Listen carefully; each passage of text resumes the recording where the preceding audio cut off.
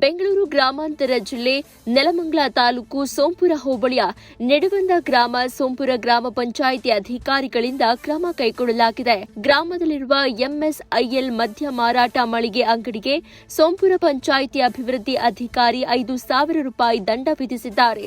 ಮದ್ಯವನ್ನ ಖರೀದಿಸಿದ ಗ್ರಾಹಕರು ಸಮೀಪದ ರೈತರ ಜಮೀನಿನಲ್ಲಿ ಪ್ಲಾಸ್ಟಿಕ್ ಲೋಟ, ನೀರಿನ ಬಾಟಲ್, ಕವರ್ ಹಾಗೂ ಮದ್ಯ ಪ್ಯಾಕೆಟ್ಗಳನ್ನು ಎಸೆದು ಅಶುದ್ಧ ಪರಿಸ್ಥಿತಿ ನಿರ್ಮಾಣ ಮಾಡ್ತಾ ಇದ್ರು.